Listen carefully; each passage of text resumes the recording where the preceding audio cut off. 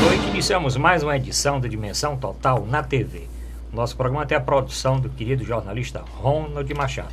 Lembro, para iniciar, o WhatsApp do programa, aqui é Fortaleza 85999251122. O telespectador encaminhar sua mensagem e a pauta dos nossos futuros programas. Lembro também o nosso portal na internet, para o telespectador rever qualquer um dos nossos programas anteriores. Portal rudabastos.com.br. Hoje aqui no programa, Dr. Mourão Cavalcante. Dr. Mourão Cavalcante é médico psiquiatra, professor universitário, escritor e antropólogo. Novamente aqui no programa, o Dr. José Maria Filomeno. Dr. José Maria Filomeno é articulista do jornal O Estado, economista e advogado. E eu vou começar. Dr. José Maria, a deputada Cristiane Brasil assume ou não assume? Pensei que esse programa nós fôssemos comentar a posse da deputada Cristiane Brasil como ministra do Trabalho, mas não deu, né? Olha, tá difícil, né? É uma novela que está se arrastando aí há já várias semanas, desde o dia 9 de janeiro, quando ela deveria ter tomado posse e foi impedida por uma ordem judicial. Quando tudo estava preparado para que ela, de fato, finalmente assumisse, né? Depois que o ministro, presidente de exercício do STJ, concedeu na última sexta-feira, da sexta para o sábado, uma liminar autorizando que ela tomasse posse, eis que a ministra, presidente do STF, também em sede de liminar, concedeu nessa madrugada uma decisão impedindo, né, suspendendo mais uma vez a posse da deputada Cristiane Brasil. Olha, eu tenho um entendimento jurídico sobre o caso, acho descabida essa suspensão da posse da deputada Cristiane Brasil, por mais que possamos entender que ela não é uma pessoa gabaritada, preparada para o cargo, mas não existe no ordenamento jurídico essa condição de impossibilidade de assumir cargo público por ter respondido ou sido condenada em ação trabalhista, né? Existem critérios que são critérios objetivos, né? O ministro de Estado é um cargo de livre nomeação do presidente da República, assim como são o secretário de Estado pelo governador. Aquele que estiver no pleno exercício dos direitos políticos, não tiver condenação penal, né, transitada em julgado, e dispor da idade mínima, pode exercer o cargo de ministro. Então, eu acho que nesse ponto o judiciário está extrapolando de suas funções, por mais que eu não concorde que ela seja ministra, por razões técnicas. Da mesma forma que grande parte do Ministério do Temer são indicações políticas, né, de pessoas que não teriam, né, o preparo, não teriam nível para serem ministros. Então eu discordo, acho que é uma medida descabida, não é por aí, né, não é esse o caminho para se controlar, né, não cabe ao judiciário controlar os critérios que os ministros são indicados, por piores que eles sejam. Doutor Mauro Cavalcante, e a nossa deputada Cristiane Brasil?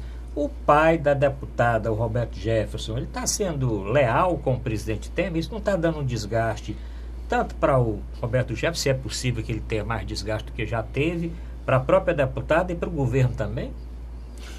É uma situação muito, eu não diria delicada, mas ela é bem patognomônica do Sim. que acontece com o Brasil. Quem não frequentou... Vamos explicar aí para o nosso telespectador. Patognomônico, a gente diz em medicina, aquele sinal que é bem característico né? Então, é impossível, por exemplo, falar-se em pneumonia sem que o indivíduo tenha um comprometimento do pulmão, né? Então, a tosse, o escarro, a febre são sinais característicos de... Então, essa nomeação, especificamente, o caso dessa senhora, ela tem mais de 50 anos. Né? 43. 43? É uma jovem senhora. Ah, uma jovem senhora. ela é um exemplo típico do que é esse governo. Um governo cheio de atrapalhadas, cheio de tome lá da cá, um arranjo. Ela está querendo ser ministra, ou o Temer, nela descobriu a figura do ministro, não pelas atribuições técnicas, profissionais que ela possua, mas porque ela está dentro de um outro arranjo que é bom e dá apoio ao Temer. Então, é bem típico do que é esse governo, é patognomônico.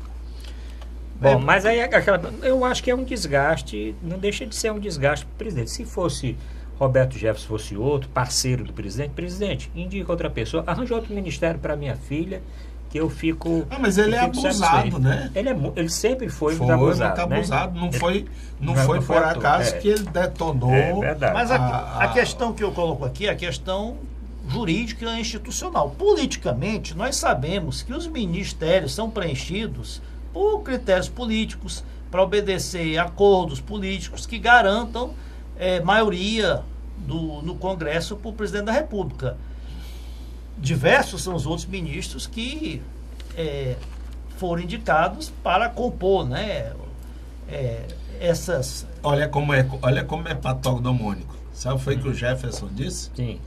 Se não sai o ministério, não sai a reforma da Previdência. O que é que ele está dizendo com isso? Eu não vi essa declaração dele. Não. Ele tá ameaçando, eu não vi essa declaração dele. Mas não deixa de...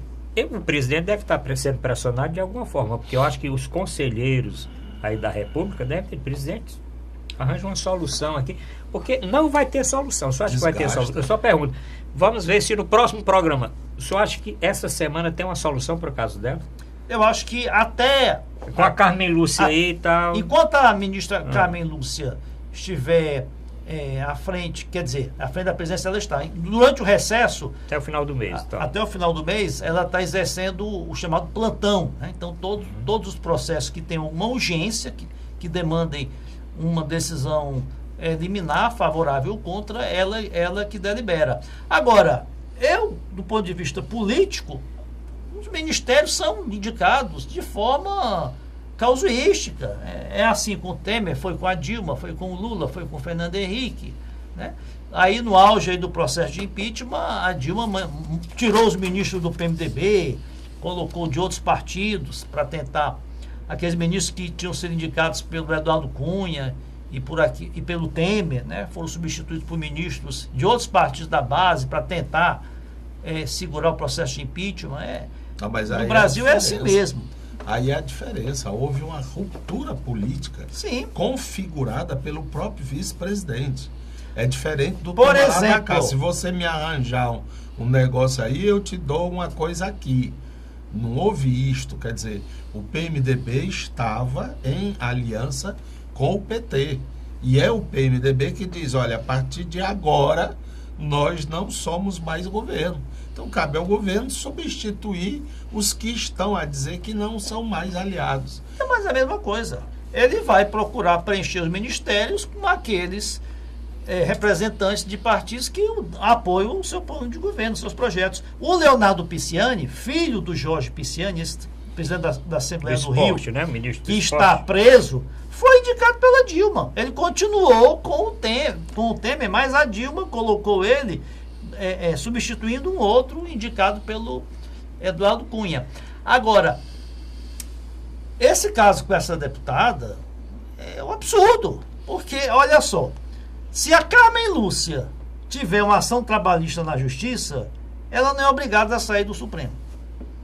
Se tem juízes, desembargadores, que tiveram ações trabalhistas na Justiça, isso não é óbice a que eles assumam a magistratura. Mas, doutora Mariana, aí não é por causa do ministério que ela vai assumir, não, porque ela sendo ministra do Supremo não tem problema. Não existe essa regra no ordenamento jurídico. Sim, mas não existe não arranha um pouquinho, Mas essa questão de obedecer o princípio da moralidade, da legalidade, da eficiência, isso são critérios subjetivos que cabem ao presidente da República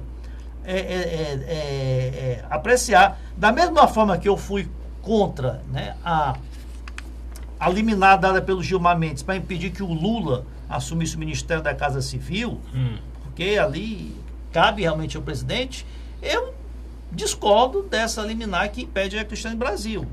Não, só quando há condenação criminal, quando há algum fato objetivo, né, que impeça, que tire as credenciais daquela autoridade assumir o posto, que você pode poderia dar-se uma liminar. Mas tem uma esperança, viu, doutor Mourão? Porque esse processo do sorteio caiu para o Gilmar Mendes. Tá resolvido. Acabou, só questão quando de ele dias. retornar do passeio, de Portugal, né? Retornar do recesso, a liminar poderá ser sustada por ele. Está resolvido. Ninguém conversar mais, aguardar fevereiro chegar, né? Quando fevereiro chegar, que é a música do... Resolve, né? Bom, ainda nessa esfera nacional, vamos aproveitar logo falar do julgamento do Lula, né? Certo. Vamos falar agora no julgamento do Lula. Começa essa semana no TRF4. Doutor Mourão, o que é que o senhor espera desse julgamento aí em segunda instância do presidente Lula? Está bem mexido, né? Agora, a grande questão preliminar nós vamos falar desse processo enquanto dimensão política ou enquanto dimensão jurídica? Porque ele tem essa dupla dimensão, sendo que para alguns a ênfase política é muito maior do que a ênfase jurídica, né? Então, do ponto de vista jurídico, existe uma opção de questionamentos, né? Tipo, por exemplo, você é responsável por quando é explicado que você é. Estão imputando ao Lula que ele é proprietário de um apartamento. Entretanto, a matrícula do imóvel, que é o que configura, né, estão dizendo que o meu pai é o fulano. Mas no papel que eu tenho é cicrano. Quem é meu pai? Entendeu? 2.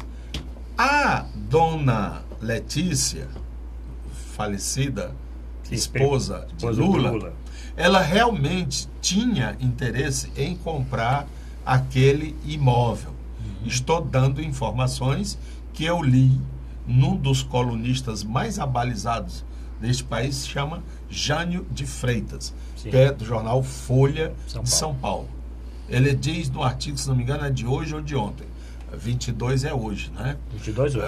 Pois bem, ele diz assim: Dona Letícia tinha interesse naquele apartamento. E por conta disso, ela procurou o empreendimento imobiliário responsável. Quem era? Era uma cooperativa de bancários. E ela fez realmente, ela preencheu a proposta de compra, né? E ao começar a pagar, houve problemas de caixa nesta cooperativa de bancários. E a obra foi parada. A OAS tomou então o prédio dessa cooperativa e disse: somos nós que vamos bancar. Houve, no ínterim desse processo, o desinteresse familiar. Diz o Jânio de Freitas que por conta até que seria um apartamento extremamente exposto para a figura do Lula. É como ele comprar um apartamento na beira-mar, no lugar ali, vamos dizer, em frente ao Náutico, ao lado do Náutico. Na volta da Jurema. Na volta da Jurema, pronto. Eu não sei se mas é isso que foi dito. Aí estoura a bomba, porque o presidente da OAS diz que deu o apartamento ao Lula, à família. Só que não tem esse papel. E quando a coisa arrochou da OAS, a Caixa Econômica que fez o empréstimo tomou o apartamento e o prédio todo. A Caixa Econômica, que hoje é a proprietária deste apartamento. Então, o Lula, você está sendo acusado de ser dono de um negócio que você não tem. O Lula disse: se ele for meu, eu estou doando ao movimento do sem teto. Pronto, pode levar, fazer um leilão, o que quiserem que eu dou. E ele não pode vender a ninguém. Então, é isto que ele foi condenado. Os juízes dessa agora outra instância superior, eles vão se confrontar a dois problemas. Primeiro, reforçar esta acusação, Lula é o dono, e vão ter que apoiar a sentença do Moro. Esses dois problemas são muito mais sérios do que as próprias manifestações, porque aí tem a ver com a vertente política, que é outra história, eu me reservo para falar depois. Esse é que é a situação no geral. Então vai se julgar uma pessoa por aquele crime que ele não cometeu. Se existem outros, não é? Sim. Se tem outros, que ele seja penalizado pelos outros, pelos próximos. Inclusive o Jânio de Freitas, ao final deste artigo, comenta o seguinte: existiam 4 outros processos contra o Lula que estavam na frente do apartamento. Mas ele andou tão acelerado esse processo do apartamento que tomou a frente e foi julgado antes dos outros 4. Porque o interesse era, segundo o ponto de vista político, era punir o Lula e não permiti-lo que ele seja candidato em 2018. Doutor Zé Maria, vamos continuar nesse assunto aí.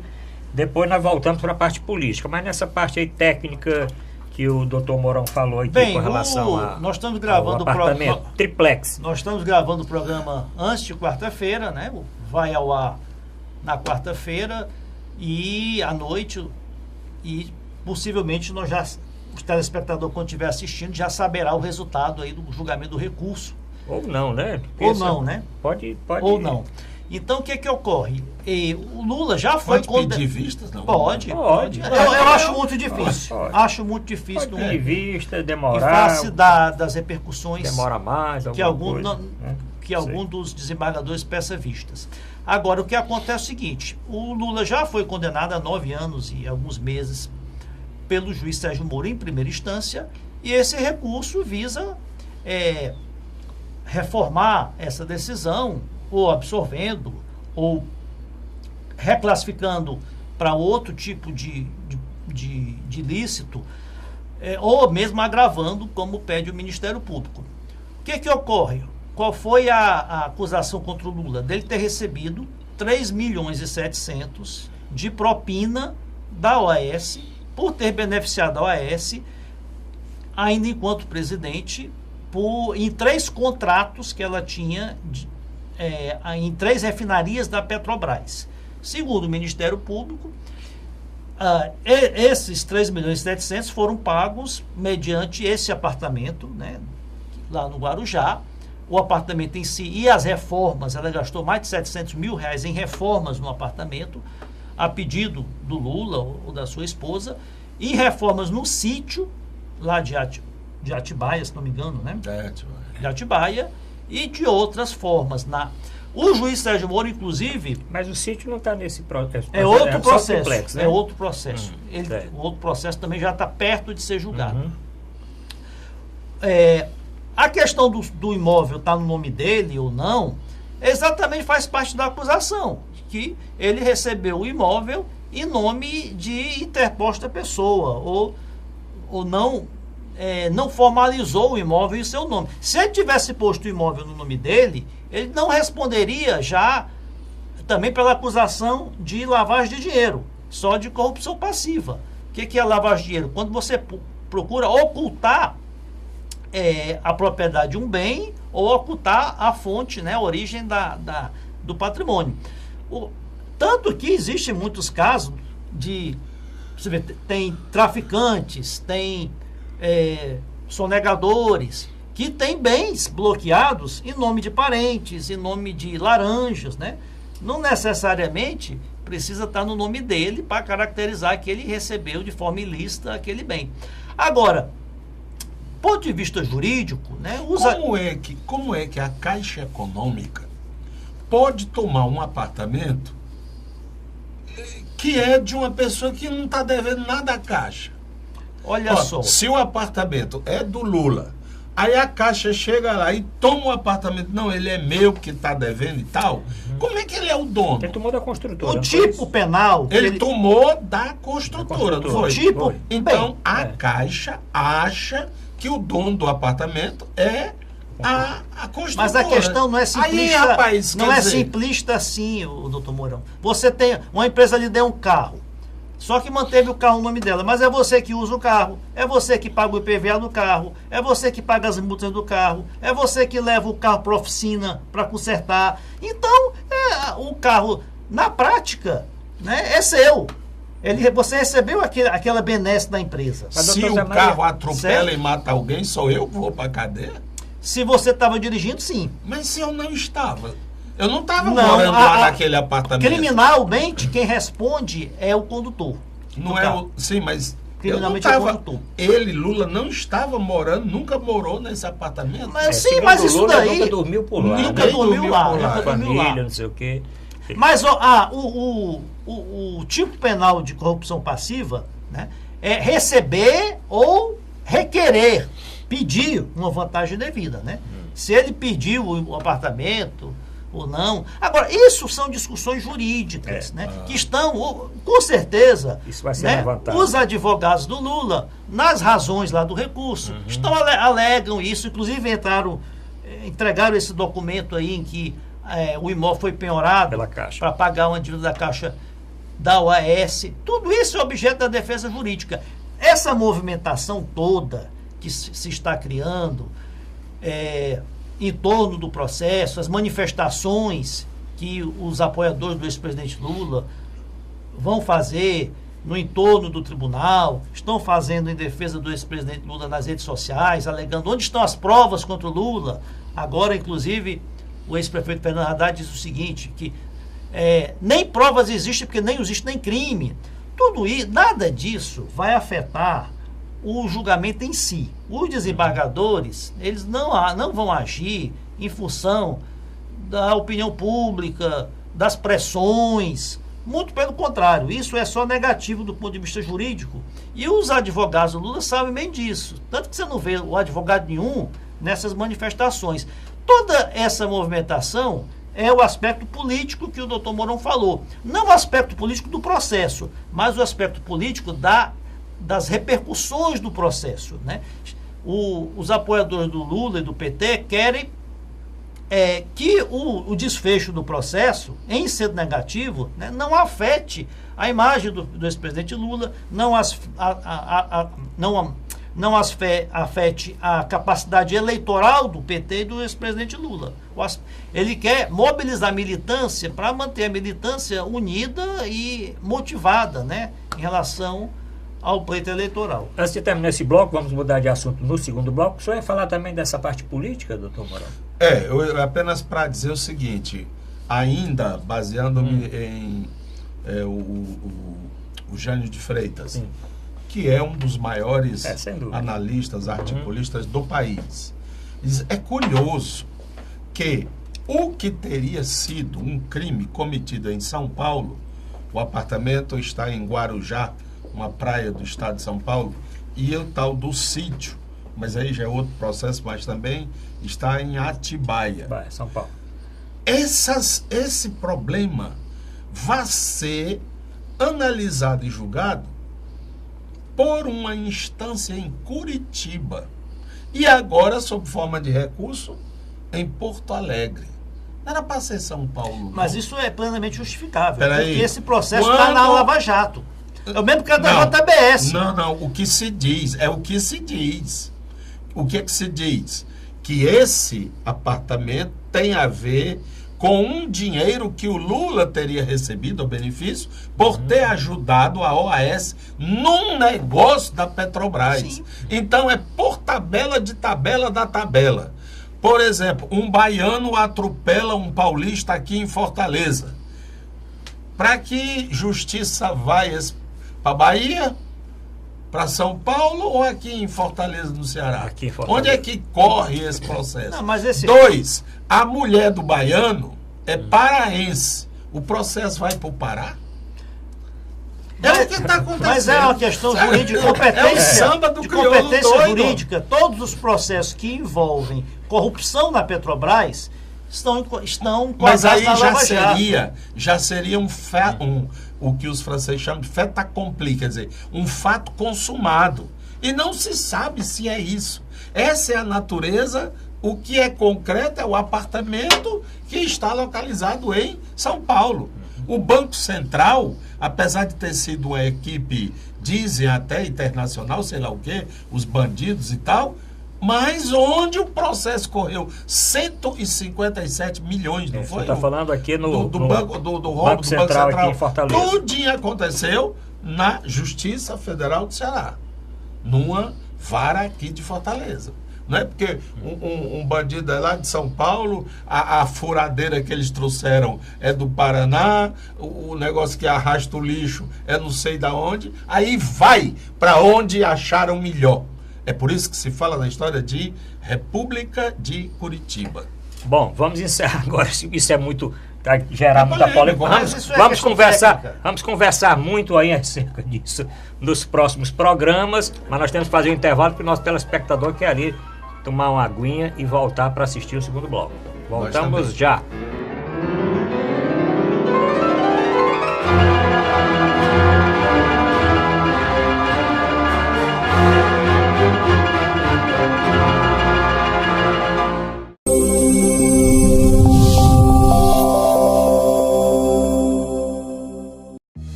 Com o Ceará de ponta a ponta, o governo do estado abre milhares de quilômetros de novos rumos no Ceará. Ao todo, 5 milhões de cearenses serão beneficiados pelas ações do Ceará de ponta a ponta, com obras de restauração, pavimentação e duplicação que geram empregos, oferecem mais segurança e criam novas oportunidades. Hoje, com a estrada do jeito que está, quando minha filha sai, eu fico mais tranquila, por causa que a estrada está boa, né? Ela vai e volta com mais conforto e segurança. Para eu que venho de moto, melhorou muito, porque a pista agora está boa.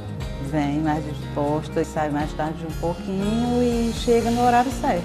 Mais de 1.500 quilômetros de estradas já foram concluídas e até o fim de 2018 serão cerca de 3.000 quilômetros de estradas requalificadas. Essa é a direção para levar um futuro melhor para todos os cearenses. Ceará, novas ideias, novas conquistas. Governo do Estado do Ceará.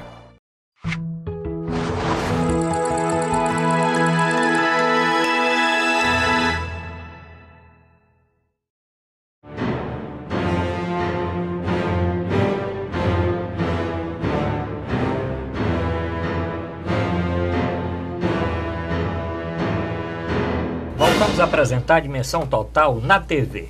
Nosso programa tem a produção do querido jornalista Ronald Machado. Um abraço aqui para o Ronald Machado. WhatsApp do programa, comente aqui o debate do primeiro bloco. Pode encaminhar agora a sua mensagem. Aqui é Fortaleza 85 99925 1122. Reveja os programas anteriores através do site da TV Mais, tvmais.org ou no nosso portal na internet, portalrudabaixo.com.br. Clica no banner da TV Mais e pode entrar no nosso canal e rever qualquer um dos programas anteriores. Doutor Mourão Cavalcante, vamos chegar aqui no Ceará e o rio que abastece a região metropolitana, quer dizer, o rio Cocó, não é isso? Vai abastecer de água a região metropolitana. Então, está resolvido o nosso problema de abastecimento, porque o Castanhão está quase totalmente seco, né? Quem Mas tá agora dando essa ideia? Essa ideia não é uma ideia, já é um fato. O secretário de Recursos Hídricos, o secretário Francisco Teixeira, anunciou que o rio Cocó, a barragem do rio Cocó, vai abastecer a região metropolitana, utilizando exatamente a vazão, né, da água, retirando dessa barragem. Como, segundo o secretário, já acontece em quantidade menor do rio Maranguapinho, porque essa barragem fica aqui em Fortaleza, para a banda ali do conjunto Palmeiras, por ali, aquela banda do Zé Walter. Não chamavam o rio Cocó de rio Cocô? Mudou a nómina, né? Porque O assento, né? Mudou o assento. Apenas um deslocamento de assento e a gente já pode beber a água. Rapaz, nós estamos diante de um governo mágico, né? Ele tem que dar explicações técnicas. Como é que isso vai ser possível? É elementar que aquela água do Rio Cocó é poluída.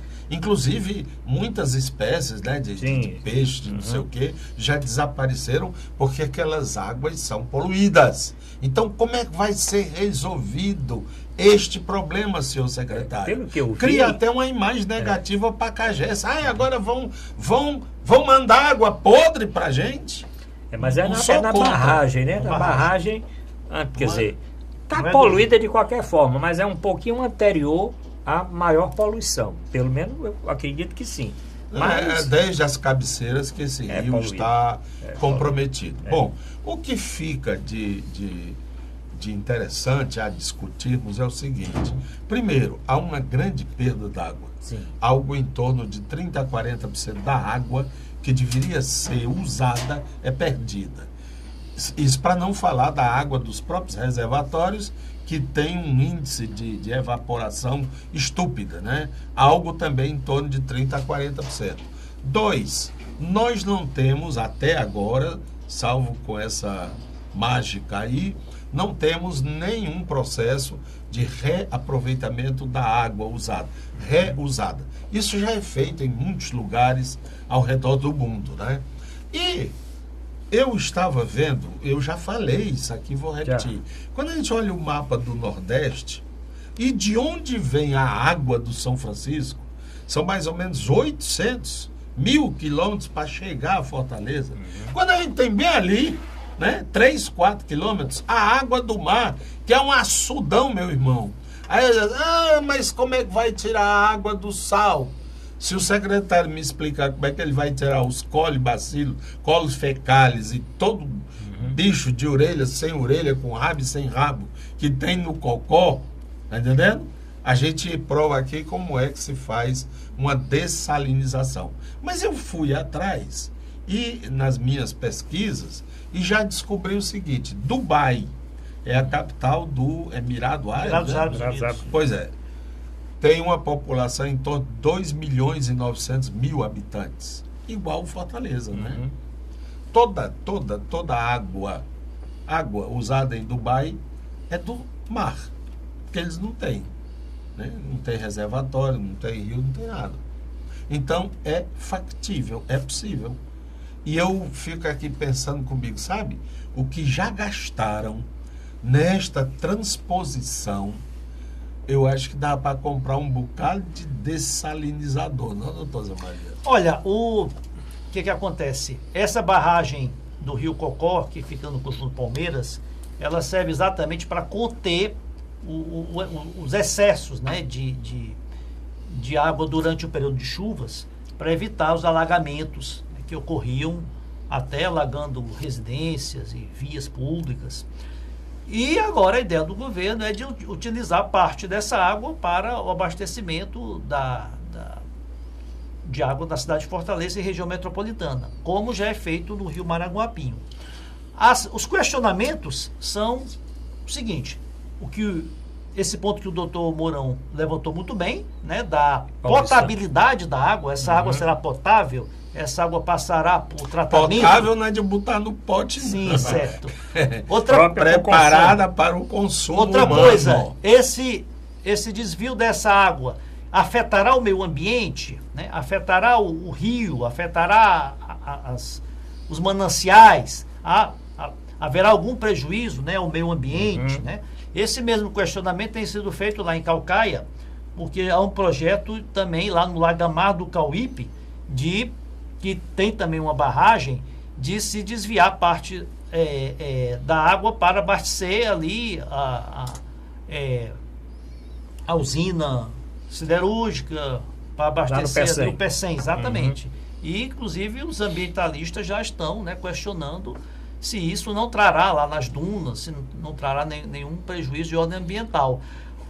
Hoje também, pela manhã, o governador, juntamente com o secretário de Recursos Hídricos, anunciou o resultado, as previsões da FUNSEMI, de que nós teremos uma quadra chuvosa, né, um inverno, como nós costumamos chamar aqui no Ceará, provavelmente 40% de chance de ser acima da média, né, de 550 mililitros por dia, né? Aliás, por mês, né? E que é muito bom. É, né? pesquisa assim, de 40%, né? 40% de chance de ser acima da média, 35% de chance de ser dentro da média e 25% de ser abaixo. E anunciou também uma série de medidas aí uma delas é exatamente essa, de utilização de parte das águas das barragens, né, para abastecer Fortaleza, e outras medidas mais de longo prazo, dentre as quais o que o doutor Mourão falou, a implantação de diversas usinas de dessalinização, né, mas são medidas mais a médio e longo prazo. Ele se concentrou mais em priorizar as medidas mais emergenciais, já que os reservatórios estão no limite mínimo, aí já na zona morta, chamada assim. E o governador também anunciou economias que têm sido feitas de uso da água, de redução de desperdício, e dentre outras, né, para garantir o abastecimento até o final do ano aí tanto de Fortaleza como de cidades que têm passado aí, já há cidades passando por situações difíceis de abastecimento da água, né, tendo que passar por como é que se diz? Economia d'água. Doutor Mourão Cavalcante, tem uma outra matéria na imprensa dizendo o seguinte, que o DENOX não está satisfeito por não já estarmos no racionamento. Segundo o DENOX, há muito tempo a água radivista está sendo racionada em Fortaleza. Há uma preocupação do governo, porque nós estamos num ano eleitoral. E você vir com essa conversa de racionamento d'água em Fortaleza, com certeza isso vai portar prejuízo à campanha do governador. Então ele prefere apresentar essas medidas, que se não são medidas que resolvem, são pelo menos paliativas, e talvez depois dizer, olha, mesmo depois de nós termos tomado todas essas medidas saneadoras, nós seremos obrigados a realizar Ele está jogando também na possibilidade de termos inverno, chuva, e aí a coisa se estabiliza e dá para ele jogar até o próximo governador, que pode ser ele mesmo, né? Então, água versus eleição. Essa que é a equação. Bom, um outro tema ainda aqui da nossa cidade é um levantamento que foi feito, doutor Zé Maria, que mostra o seguinte, a arrecadação com multa de trânsito, doutor Mourão, sobe 180%. Chegará a de 2013 a 2017. Não é muito, não, a arrecadação subir 180%? Olha... Ou não é? Nós, aí, condutores de veículos, né, costumamos dizer que esses órgãos, AMC e demais órgãos de controle do trânsito, são verdadeiras... a indústria da multa, né? O que ocorre é que cada vez mais se tem mais mecanismos de se fiscalizar e de se multar. Cada vez mais a prefeitura instala fotossensores, câmeras, né, agentes de trânsito.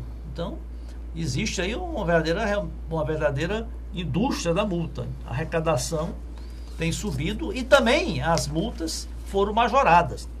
Ano passado, as multas aumentaram o valor das multas substancialmente, né? Algumas infrações passaram a ter uma penalidade bem maior e isso, né, tem acarretado aí nesse aumento aí da arrecadação. Espero que os recursos apurados com essa indústria da multa, com essa arrecadação aí cada vez maior, sejam bem aplicados no controle de trânsito, na sinalização das ruas, na melhoria da trafegabilidade, né, para que as pessoas muitas vezes são multadas até porque não terem conhecimento daquela proibição de estacionamento, daquela faixa de pedestre que era para estar naquele local.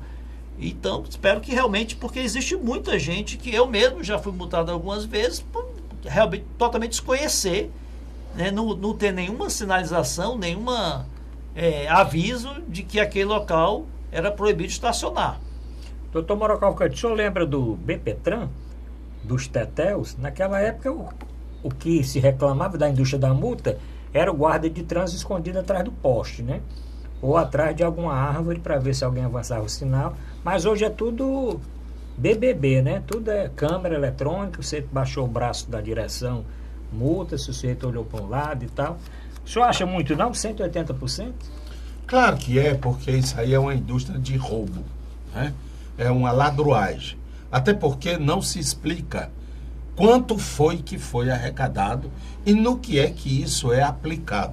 Agora, eu lastimo que uma cidade com quantos vereadores? 41 vereadores. Não tenha um para dizer assim, eu quero ver, eu exijo. E ele tem direito. Do ponto de vista legal, o vereador ele pode solicitar. E o governo tem um prazo para mandar isso. Num silêncio sepulcral. Eu recebi, mais recentemente, 2 multas. Vou dizer. A primeira foi no aeroporto.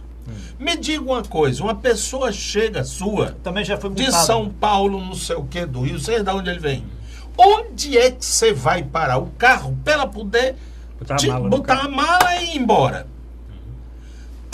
Olha, se medir direitinho, 80% daquele espaço é ocupado para táxi. Por que o táxi tem esse privilégio? O táxi não poderia ser lá embaixo?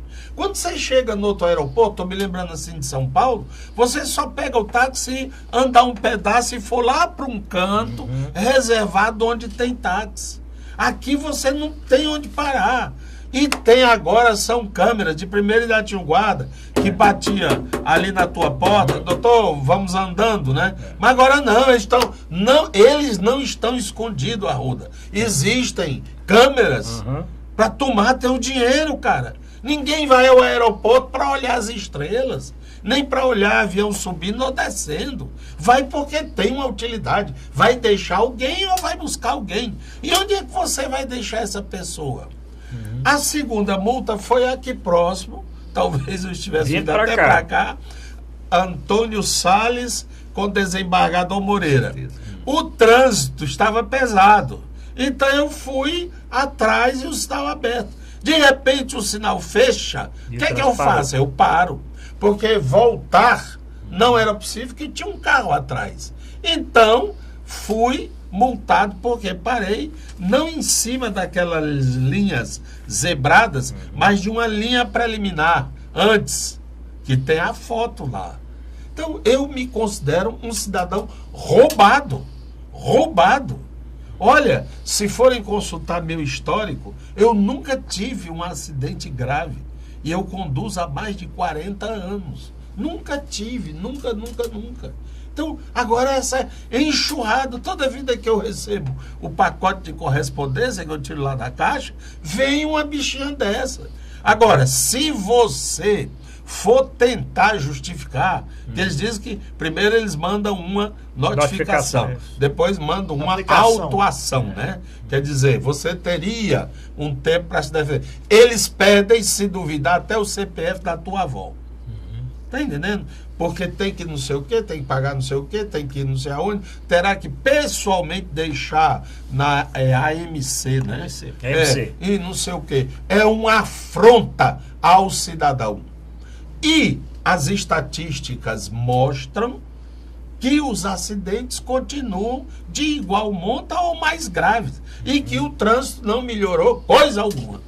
Outra coisa é o seguinte, essa arrecadação, o doutor Zé Maria falou, tem que ir para fiscalização. A fiscalização nossa devia ser excelente, com tanto recurso.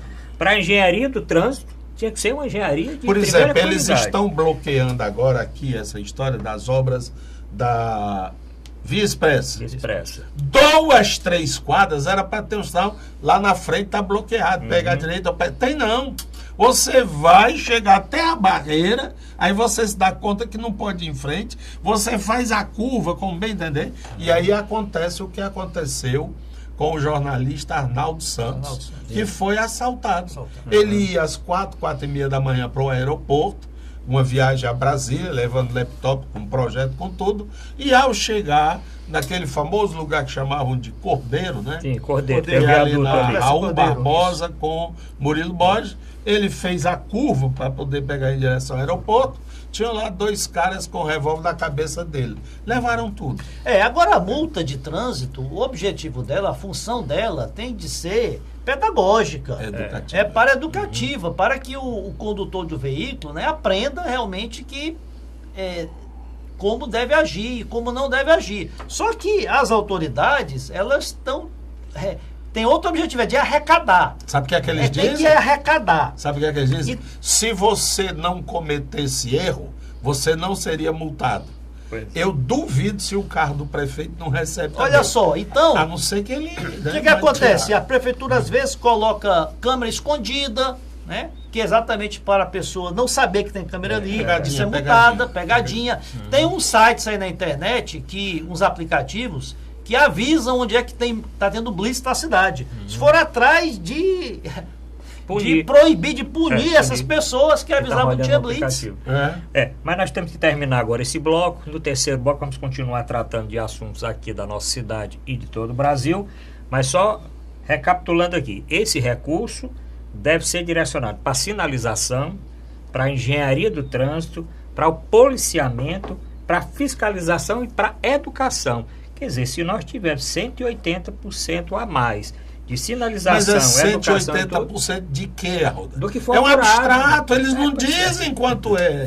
Ora, mas vamos tentar descobrir para o próximo programa. Bom, vereador, só basta pedir isso. Vamos pedir um vereador para solicitar e encaminhar aqui para o programa. Voltamos já.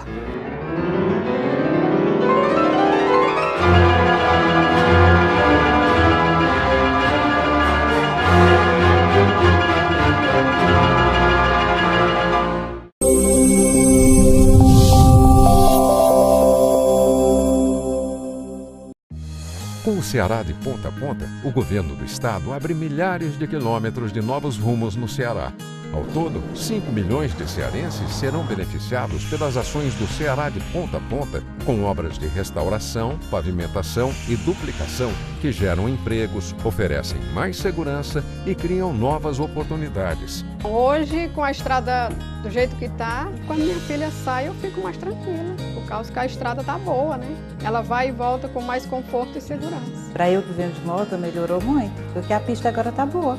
Vem mais disposta, sai mais tarde um pouquinho e chega no horário certo.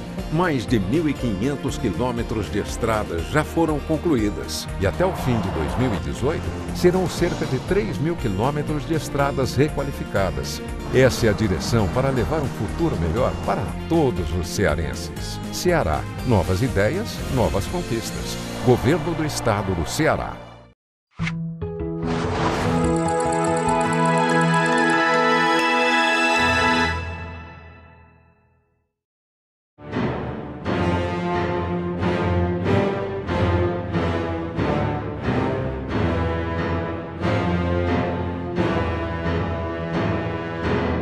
Vamos apresentar a Dimensão Total na TV.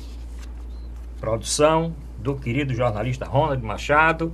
O WhatsApp do programa está aqui lotado, aqui não está dando tempo nem olhar aqui as mensagens. Nós podemos encaminhar durante toda a semana. Aqui é Fortaleza 85 99925 1122. Entre no nosso portal na internet, reveja os programas anteriores, portalrodabas.com.br ou no site da TV Mais, tvmais.org. Uma coisinha aqui que eu lembrei.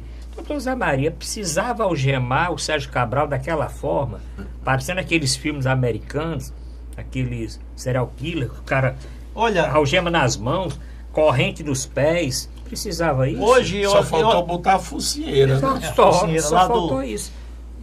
Eu estava ouvindo um programa de um noticiário na rádio agora e disse que o próprio juiz Sérgio Moro pediu explicações à Polícia Federal de por que o Sérgio Moro foi algemado daquela Sérgio Cabral, forma. Né? Sérgio Cabral, desculpe. Pediu informações porque o Sérgio Cabral foi algemado daquela forma. Olha, por pior que tenha sido o Sérgio Cabral para os cariocas, para os fluminenses, por mais graves e deletérios que foram os seus crimes, né, contra o patrimônio público, desviando bilhões, né, levando ao sofrimento toda a população do Rio de Janeiro, aposentados, humilhados por 3, 4 meses sem receber salário, sem receber suas aposentadorias, né, o mar de lama que ele protagonizou.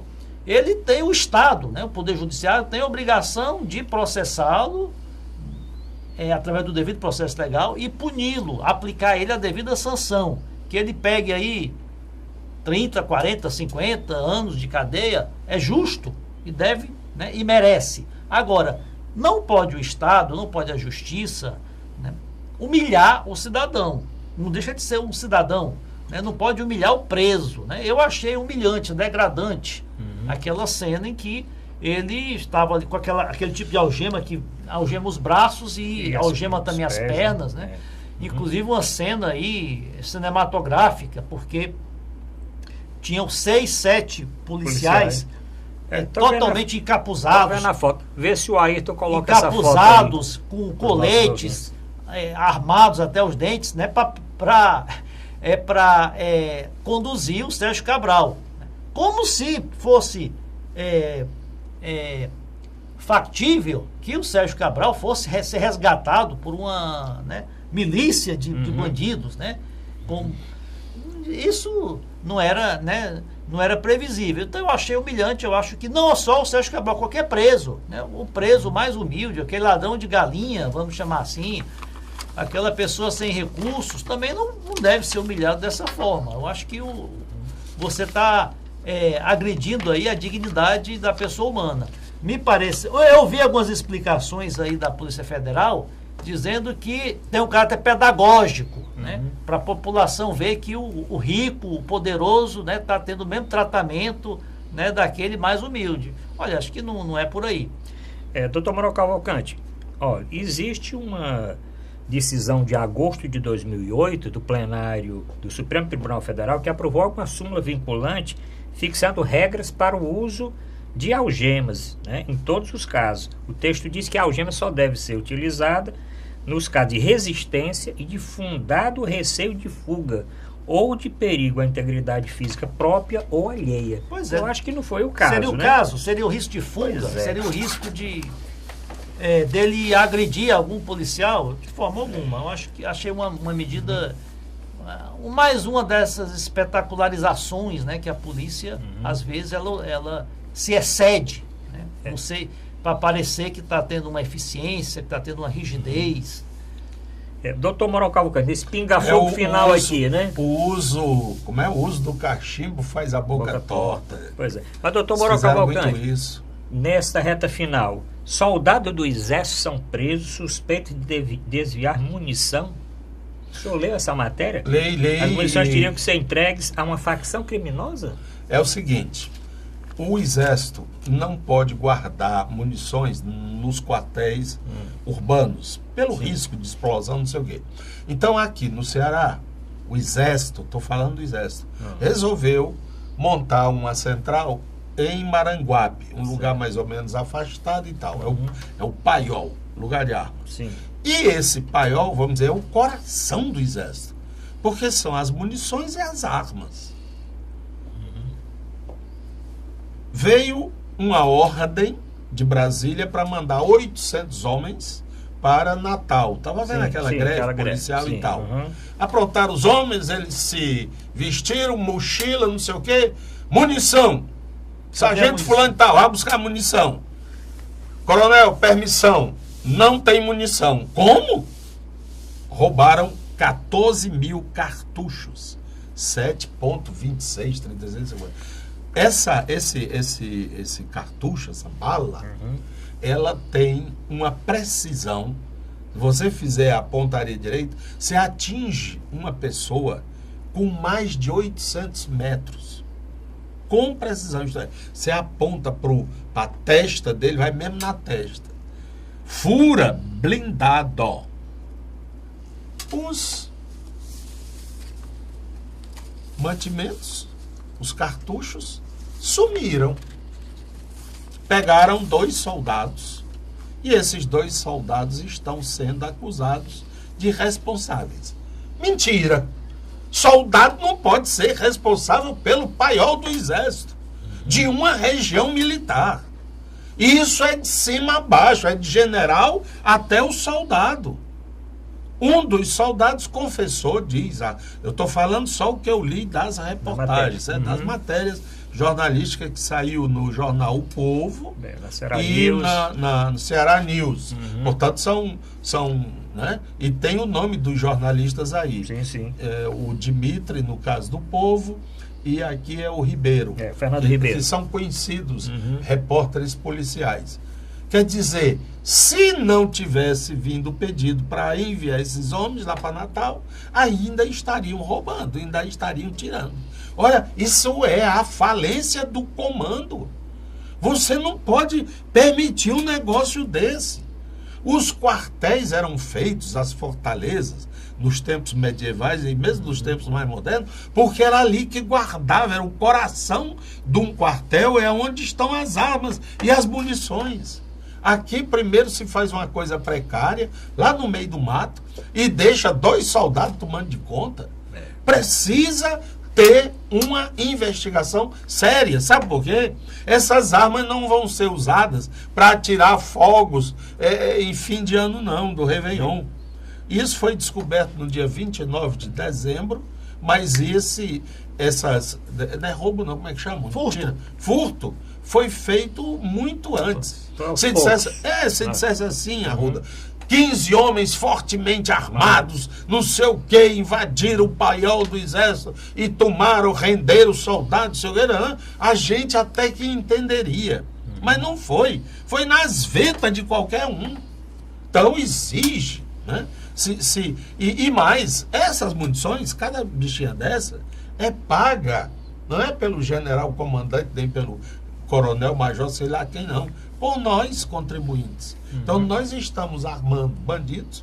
Um dos soldados confessou, diz aí a matéria, confessou que ganhou uma moto e uma casa lá no Babilônia, que é o tal conjunto que a prefeitura teima em não terminar. Minha casa, minha vida. Lá no conjunto, na comunidade da Babilônia, encontraram algum desses cartuchos, né? São 14 mil cartuchos calibre 7,62. Pronto. É um bicho. Para você ver a petulância e a marginalidade encontra-se uma caneta Bic dessa chega-se ao ponto de ter a coragem, né, a disfarçatez de assaltar até um órgão aí do Exército, das Forças Armadas. Então eles são agora o destemor que a marginalidade encontra-se hoje. É tudo isso fruto do sentimento de impunidade.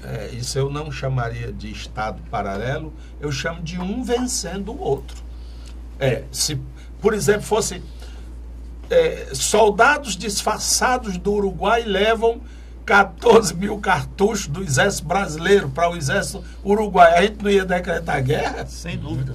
E o nome da facção é a GDE, né? Ele disse que deu GDE em Fortaleza, né? Agora o Exército... 14 mil cartuchos, ninguém dá conta disso. 14 mil cartuchos, caixa. Comeu mosca aí, né? Porque como é que você deixa uma munição dessa, você deixa assim, um armamento desse exposto a uma insegurança, né? Com 2 soldados tomando conta? O Exército tem um contingente tão grande, o Brasil não está em guerra, nós não estamos em guerra contra ninguém. Esses soldados faziam o quê? Por que soldado não falta? Arma não falta. Para mim, por que eles não guarneceram esse negócio de soldado? Para mim não cola não. Tem que ter mais gente mais alta responsável. Pô, tu não é o comandante aqui dessa guarnição?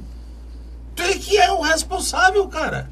Quem é que fazia o controle? Isso é falência estoque, de comando, né? rapaz. O controle do estoque. Né? Tem o que controla e tem o que manda do controlador, é um negócio seríssimo. Não, isso logicamente tem envolvimento aí de mais gente. Doutor Mourão Cavalcante. Simplesmente soltar uma notazinha, estamos tomando as providências, nós, sociedade, que pagamos a fatura inteira. A 10ª região, ela deu uma nota dizendo que determinou a abertura de um inquérito policial militar para apurar o furto de lote de 14 mil cartuchos de calibre 7,62, munição utilizada em fuzis. Rapaz, ela rompe blindados. Ela atinge uma pessoa com 800... Eu estou dizendo isso porque eu li, fui atrás. Essas coisas a gente não pode trazer ao conhecimento público irresponsavelmente. Qual é o valor financeiro, monetário dessa munição? Na matéria não diz. É fabricado no Brasil, tenho uma impressão. Mas não diz. Agora elas usadas, eu li naquela famosa arma russa AKR, não sei o que. E também no FAL. Muito conhecido também. Que é fuzil de alta leveza. Aqueles fuzis que se pode levar na mão, eles pesam menos de 6 quilos. É para combate de rua. Não é parado daqueles que você fica atirando aqui, não. É para ir avançar. Aqueles que a gente vê aí das guerras. Né?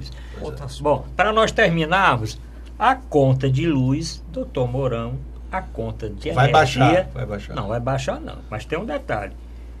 Aquela que o consumo orça em R$40, vai vir zerada. E eu já escutei... Tarifa mínima, né? A tarifa social. Não, social não. Você vai pagar depois, no outro mês, acumulando com o consumo do outro mês. Sim. Aí me diga uma coisa, o cara junta aquele dinheirinho... se você tem um consumo abaixo de 40 ou até 40, a conta vai vir zerada. Mas não vai pensar que foi anistia, não. Porque no outro mês, se você gastou mais 30, vai vir 70 cobrando. E a justificativa é porque não compensa cobrar pouquinho. Mas isso não é ruim para quem paga, não? Não. O cara vai guardar dinheiro? Quem que vai guardar? Aí facilita a cobrança, facilita as operações bancárias. Uma Coelce, por exemplo, que é o caso aqui, ela paga ao banco por aquele processo, né, de recolhimento do dinheiro. A pessoa tem que, como é que se diz? Tem que se controlar, né? Se não chegou a conta naquele mês, tem que guardar o dinheirinho para pagar no outro mês as duas contas juntas, né? O que vai acontecer? Vai aumentar muito a inadimplência. Tenho certeza disso. Porque o que acontece? Se o cara não pagar a conta seguinte, ele já vai estar devendo 2 meses. Em vez de dever 1 mês, ele vai estar devendo 2 meses. E também eu acho que é o outro tema que você ia abordar sobre a Coelce, que aliás não é mais Coelce, né? Agora é Enel, né? Enel. É a implantação a partir desse mês da tarifa branca. Sim. Tarifa branca é o seguinte, hoje a tarifa residencial é em torno de 72 centavos o quilowatt-hora. Então a Coelce vai implantar esse sistema de tarifa branca, que é opcional, não é obrigatório para todo mundo. Você vai poder optar por essa tarifa branca, que o preço da energia ele vai variar durante o dia. Não vai ser um preço só.